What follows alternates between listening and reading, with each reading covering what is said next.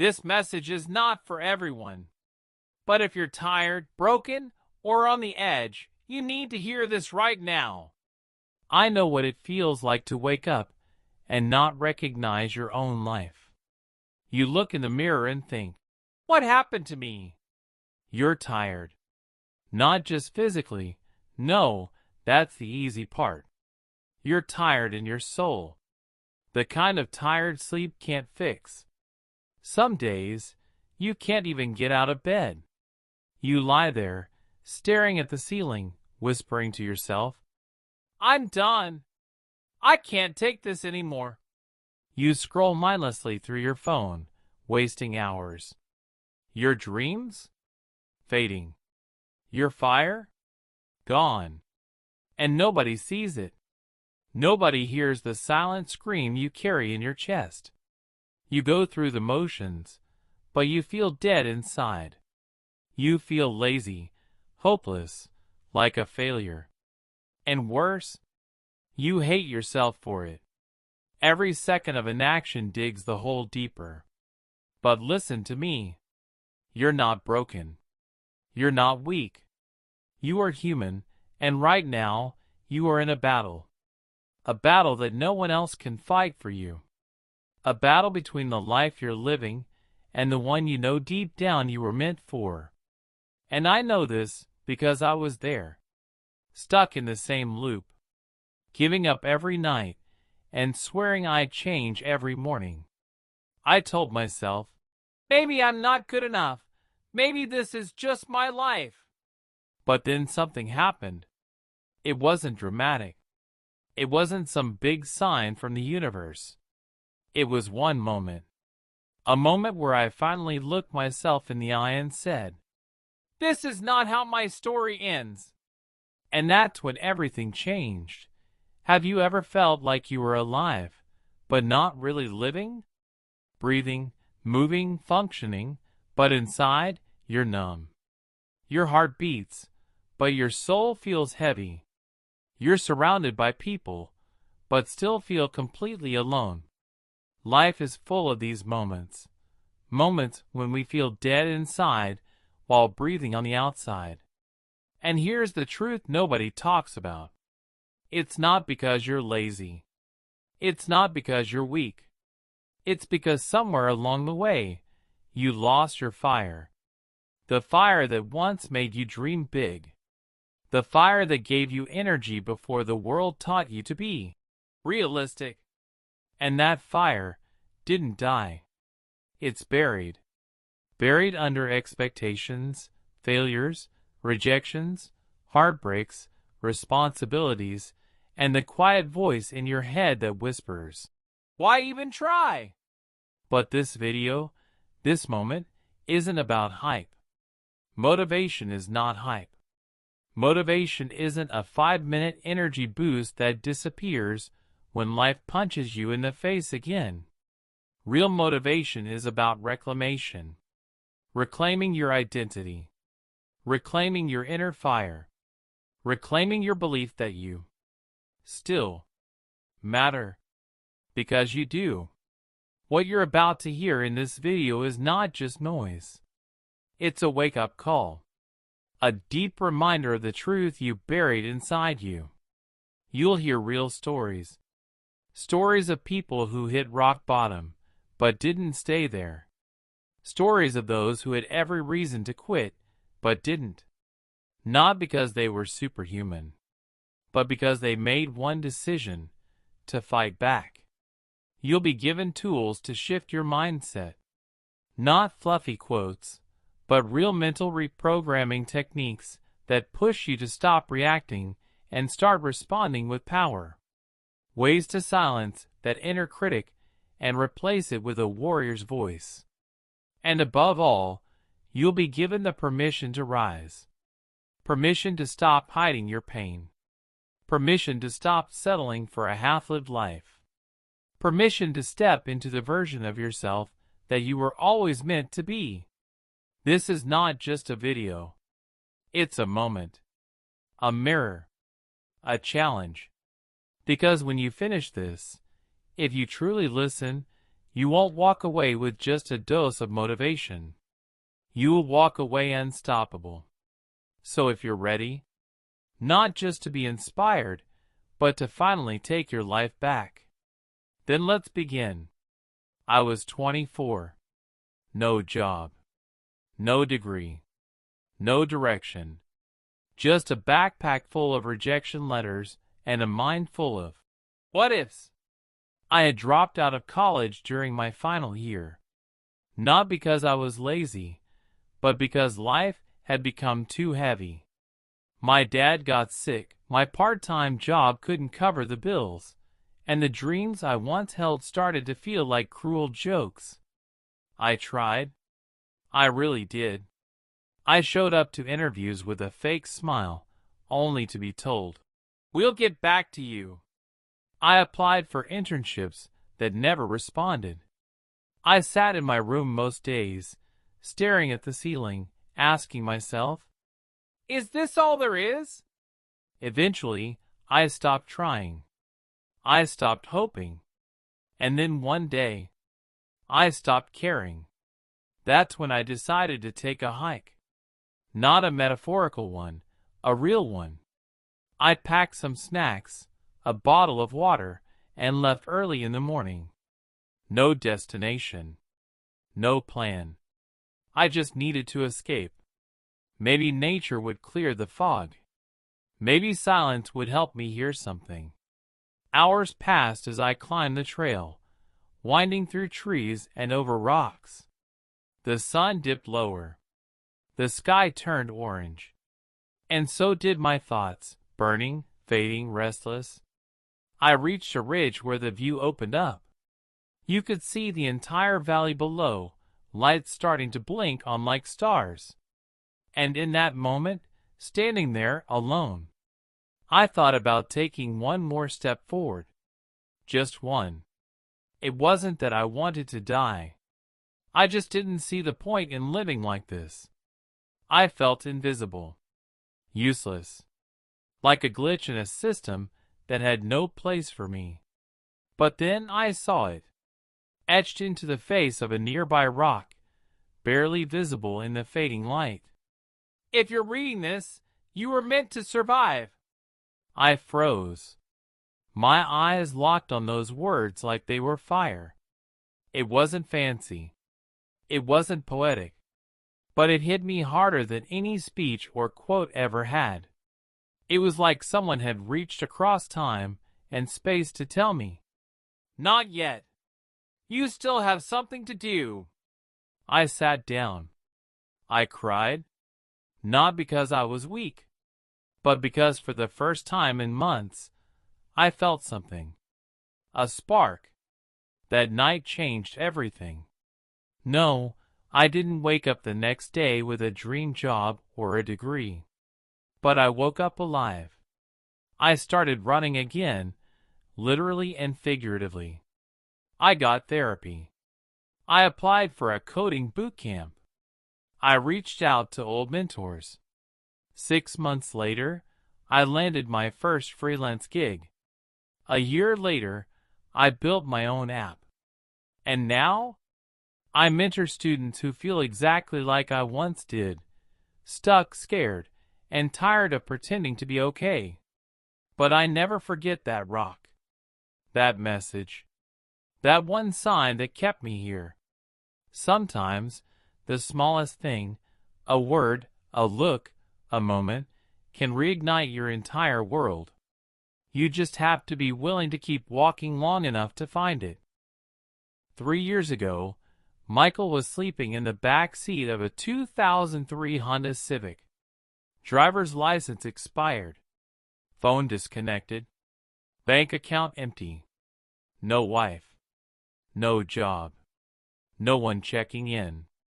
He had lost everything in the span of 6 months. First came the layoff from his corporate job. 15 years gone with a single email. Then came the arguments at home, the tension, the final straw, and then divorce. By the time it was over, Michael had a few $100s, a bag of clothes, and nowhere to go. He parked outside a 24-hour gym just so he could use the bathroom in the mornings. He kept a towel in the trunk and washed up in gas station sinks. Most nights, he wrapped a hoodie around his head to drown out the noise of passing cars. But the worst part wasn't the car. It was the silence. Nobody called. Nobody cared. And deep down, Michael had started believing what life was screaming at him. You're worthless. You're finished. Until one night, he stared at the roof of the car and whispered to himself, "If I don't fight for me, no one will." That night, something snapped. Or maybe something clicked. He didn't know what to do or where to go. But he knew one thing. He would never sleep through another day of his life. The next morning, at 4 a.m., he got up. He pulled out a tiny notebook he kept under the seat and wrote 3 words. I am coming. He didn't know what it meant yet. But it felt right. Every morning after that, same thing. Wake up at 4 a.m. Write affirmations. Visualize. Read old motivational PDFs on his cracked tablet. No excuses. No delays. Just grit. One day, he watched a YouTube video of a guy sharing his story. From homeless to entrepreneur. Michael felt something stir inside. That guy didn't have a studio. He wasn't polished, but he was real. Maybe I can do that, he thought. So he borrowed a friend's laptop and recorded a 5-minute video from the front seat of his car. Raw. Unfiltered. No editing. The title? My Rock Bottom and Why I'm Not Staying Here. It got 213 views. The next video got 400. The third? Over 1,000. Comments started pouring in. Thank you for this. I'm going through the same thing. You're giving me hope. And for the first time in years, Michael wasn't invisible anymore. Every day, he recorded a new video, using borrowed Wi-Fi from cafes or library parking lots. Every night, he read books he found in donation bins. He didn't party. He didn't scroll. He didn't make excuses. He worked on himself, on his mindset, on his dream. Within a year, he had 50,000 subscribers. People started donating. He got his first sponsor, a mental health app. He used the money to rent a small room. He started hosting live sessions on Zoom to help others stuck in the darkness. Eventually, he launched a course on rebuilding your life from nothing, using nothing but discipline and belief. Now, Michael runs a 6-figure motivational platform.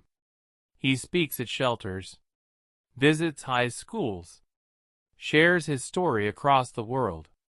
But he never deleted those first car videos. He says, that version of me saved my life.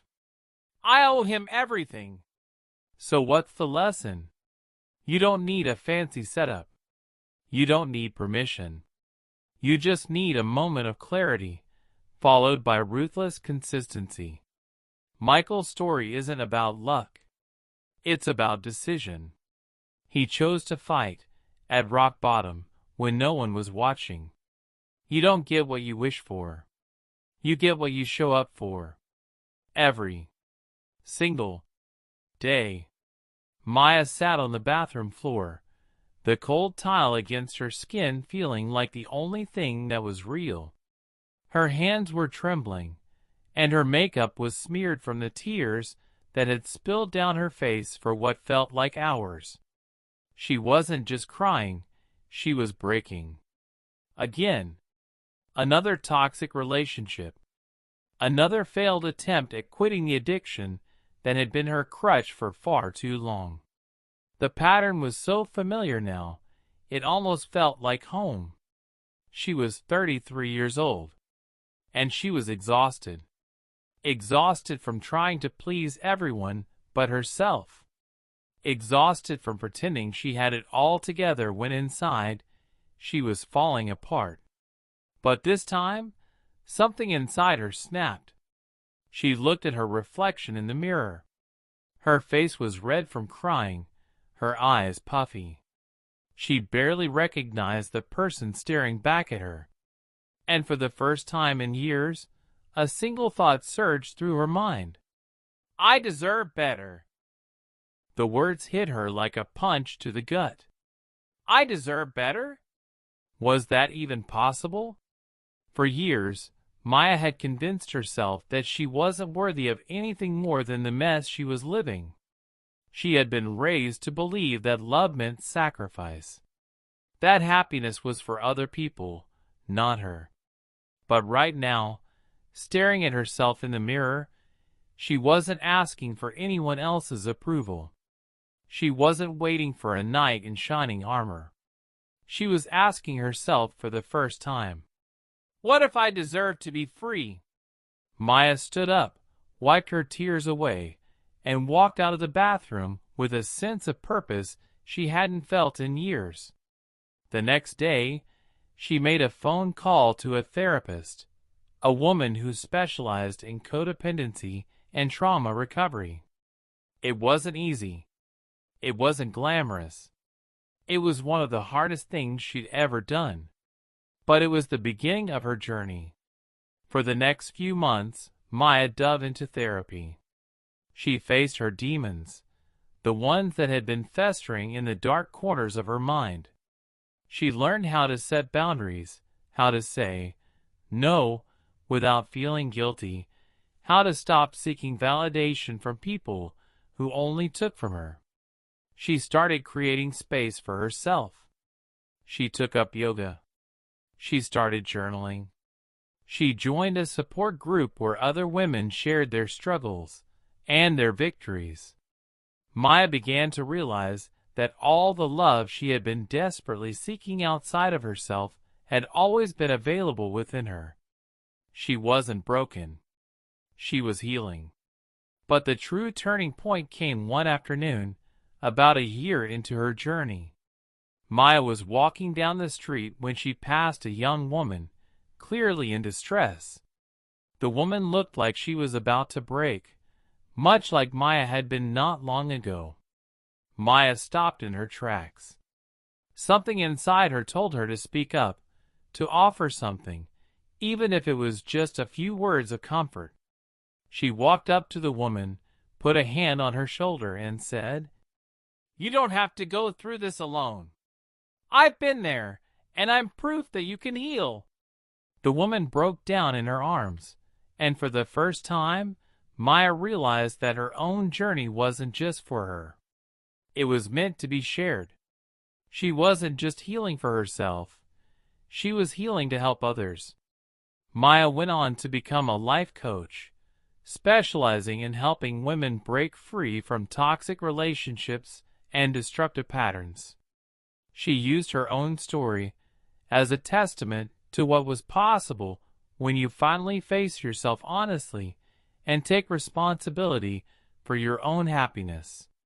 She now has a thriving practice, and every day she coaches others through the same struggle she once faced. Her message is clear. You are not defined by your past. The first step to power is facing yourself with love and honesty. And once you do, everything changes. So what's the lesson here? The first step to taking back control of your life isn't out there in the world. It's inside you. It's in the moment you decide that you deserve better. It's in the mirror. If Maya had never taken that first step, if she had never spoken those words out loud, I deserve better, she'd still be stuck in the cycle. But instead, she chose herself. And so can you. Jason was your typical high school teenager, or so he thought. He had all the things that should have made him happy: a decent group of friends, a comfortable home, and a love for video games that kept him glued to his screen for hours on end. But there was something else that Jason didn't see at the time. His life was slowly slipping away. He wasn't lazy. He wasn't trying to fail. But every time the bell rang, signaling the start of a new class, he would hit snooze on his responsibility. He'd show up late, his grades tanking with each skipped homework assignment. He told himself it didn't matter. After all, he could always catch up later. Except he never did. By the end of his semester, Jason found himself standing in front of his mom, holding a report card with a string of S. Her disappointment cut deeper than any punishment. But it was that moment of failure, when he realized he had let down the people who loved him most, that hit him the hardest. He wasn't angry. He was ashamed. For the first time in his life, Jason realized that his actions had consequences. The next few weeks were filled with grounding, restrictions, and endless talks from his parents. But there was something unexpected in the mix. His mom handed him a book. It was simple. The Power of Habit by Charles Duhigg. She didn't force him to read it, but she did say one thing that stuck. This is your chance to change. But only you can do it. Jason stared at the book for days. He hated reading. He hated the idea of change. But the constant reminder of his failure and the weight of his mom's disappointed eyes gnawed at him. So he opened the book. The first few chapters were a struggle, filled with technical terms and theories he didn't care about. But then something clicked. He read about how habits are formed, how small changes could compound into massive transformation. It wasn't about overnight success. It was about consistency. It was about focus. Jason had never thought about it that way before. Suddenly, the endless hours spent on video games seemed like wasted time. Time he could have used to build a future instead of sinking into escapism. He set a goal for himself. For every hour he spent playing video games, he would spend 2 hours working on his schoolwork. He stopped making excuses. He stopped believing that he was just lazy. And most importantly, he started with the smallest step. The next morning, instead of lying in bed, Jason woke up at 7 a.m. He turned off his phone, opened his textbooks, and worked. For the first time in months, he didn't dread it. Days turned into weeks, and the change began to show. Jason's grades slowly improved.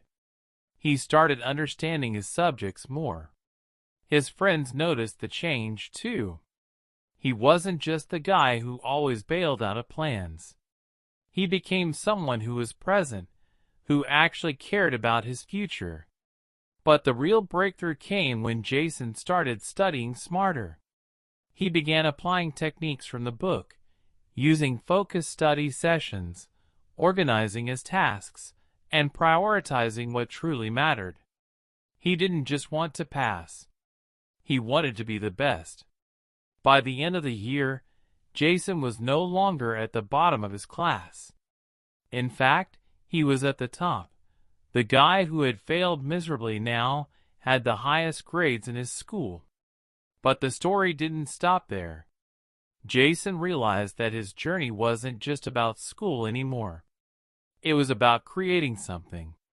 He began a YouTube channel, sharing his study techniques, the habits he'd built, and the process that had turned him into a legend, not because of his innate talent, but because of his unwavering commitment to changing his habits. His videos went viral. Fast forward a few years, and Jason had built a successful business based on the study techniques he had perfected. He now helped thousands of students build better study habits and overcome the same laziness that had once defined his life. And it all started with one simple decision. I'm going to change. The lesson? Jason wasn't born a genius. He wasn't naturally disciplined. He was just like you, someone who felt trapped in a cycle of mediocrity, making excuses and blaming his circumstances. But then he decided to shift. And that shift, that moment when he chose to stop being lazy, became the catalyst for everything that followed. Every legend was once lazy, but they decided to change. And you can too. If you're tired of being stuck in the same old patterns, the time to change is now. Because it doesn't matter where you start. What matters is where you're going. And it's up to you to decide that. Mark had always struggled with his weight. It wasn't that he didn't want to lose it, he did. It was just that every time he tried, the results never came. Every morning, he woke up with the intention of hitting the gym. But by the time he got there, he felt defeated. His gym bag seemed heavier than usual. The treadmill seemed more daunting. And every dumbbell felt like a mountain he couldn't climb. He had tried countless diets, signed up for personal training, and even followed the latest trends in fitness. But none of it stuck. He'd lose a few pounds here and there, but it always came back. And with each failed attempt, he began to question himself. Maybe I'm just not built for this. Maybe this isn't for me. I've tried everything, and it's not working. The excuses were endless. And with each excuse, his confidence shattered a little more. One afternoon, Mark was at the gym, feeling particularly discouraged. He had just finished his usual routine of half-hearted cardio, barely breaking a sweat, and was getting ready to leave. As he walked toward the exit, he noticed a man in the corner of the gym. He was sweating, pushing himself hard on a leg press machine, his face contorted in determination. Mark's first thought was, "This guy is in great shape. Probably one of those fitness junkies who's been training for years." But as he looked closer, he saw something that made him stop in his tracks. The man was wearing a prosthetic leg. His right leg was completely missing, replaced by a well-fitted prosthetic. Yet, despite the clear challenges, the man was lifting weights with intensity, each repetition a testament to sheer willpower. Mark's heart sank as he watched. Here he was, ready to quit because he didn't feel good enough. And this man, with a disability that most people would use as an excuse to never even step foot in the gym, was giving it everything he had. Mark watched as the man finished his set, wiped his brow, and moved on to the next exercise. He wasn't looking for sympathy. He wasn't making excuses. He was simply living, doing what he could with what he had. Mark turned around, sat down on the nearest bench, and let the realization hit him like a tidal wave. What was his excuse? He had legs. He had health. He had every opportunity to change. Yet, he had been giving up on himself, time and time again, for the stupidest reasons. It wasn't the gym that was holding him back. It wasn't his body. It was his mindset. In that moment, Mark realized that his excuses were nothing more than self-made cages. He wasn't held back by his weight, or his lack of progress, or the difficulty of the workouts. He was held back by his own perception of what was possible. He had let every failure define him, when in reality, every failure was just a lesson waiting to be learned. The man with the prosthetic leg didn't just show up at the gym that day. He showed up for life.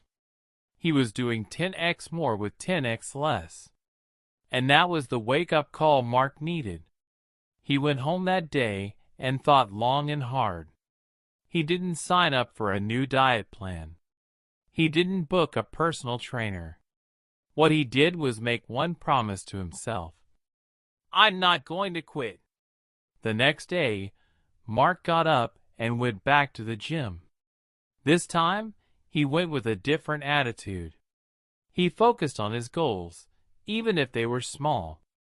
He started showing up consistently, not expecting perfection, but aiming for progress. It wasn't easy, but he didn't care anymore.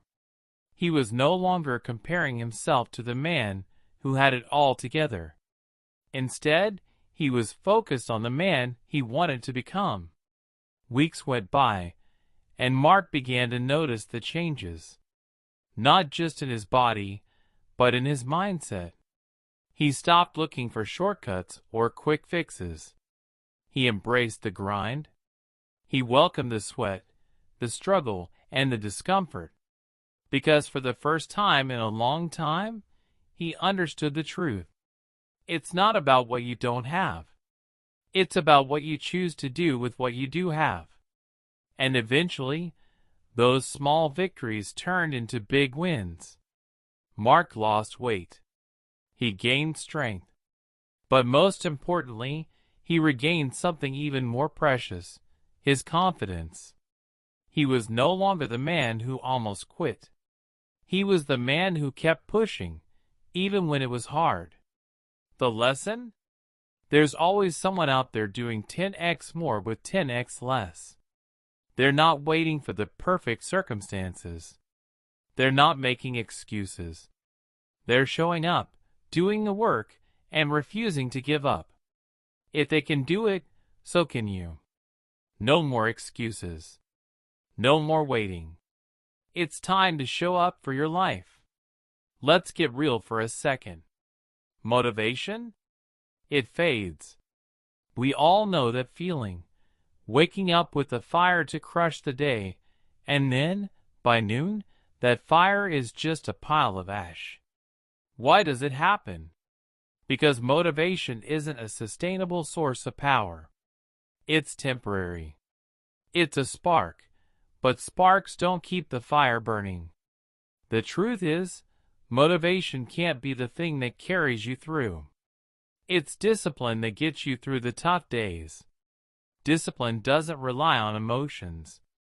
Discipline doesn't rely on you feeling ready or in the mood. Discipline is the quiet, powerful force that keeps you going when motivation is nowhere to be found. So why do most people stay stuck in the same place, unable to make progress? It's simple. They're stuck in their comfort zone. The comfort zone is seductive.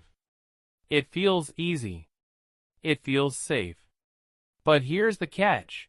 Staying in your comfort zone is exactly what's keeping you from growing. You've got to break out. And the truth is, most people don't want to because it means getting uncomfortable. They don't want to confront the truth. They don't want to push past the limiting beliefs. They'd rather stay comfortable, even if that means staying stuck. But here's where you can shift. The first step is movement. It's simple. Move your body. When you're feeling stuck, when motivation is gone, the act of physically moving shifts your energy. Go for a walk. Do a quick workout. Stretch. Do something to shake up the stagnation. Your body is connected to your mind. When you move, you change your state. Next, fix your environment. Your surroundings play a massive role in how you feel and act. If you're surrounded by clutter, negativity, or distractions, that's exactly what you'll attract. If you want to change your mindset, change your environment. Create a space that motivates you, that energizes you. Remove the things that drag you down. Lastly, choose better inputs. The content you consume shapes your thoughts. The people you hang out with influence your mindset. If you're feeding yourself negativity, complaining, and limiting beliefs, that's exactly what you'll get in return. Choose to consume content that uplifts you, that pushes you to grow. Surround yourself with people who inspire you, who challenge you to be better. Motivation might fade, but these changes, they last. Make them a part of your life, and you'll see the real shift happen, not just in what you do, but in who you become. I don't care where you're at right now. I don't care if you're sitting in your car, lying in bed, or pacing around wondering what comes next. You need to do something right now. Stand up. Yes, right now. Get up. Don't wait. It doesn't matter if you're tired or overwhelmed. It doesn't matter if your mind is telling you to stay down. Stand up. Now say your name. Say it out loud. I am your name. Feel the weight of it. Feel the power in it. You are not just a random collection of moments. You have a purpose. You have a mission. And now say your mission. What is it that you're going after? What do you want to achieve? Speak it into existence. I will your mission. Say it with certainty. Say it like you mean it. Now, here's the most important part. Say it with everything in you. Say it loud. I was built for more than this. I don't care if you're crying. Scream it out. Let the world hear you. Let your soul feel it. This is your comeback moment. This is where you stop being a victim of your circumstances. This is where you claim your power back. Right here. Right now. You are not the person who is giving up. You are not the person who is staying stuck. You are not the person who is hiding from their potential. You are someone who is ready to take control. You are built for more. So don't wait. Don't hesitate. Do it. Say it. Live it. This is your moment to rise.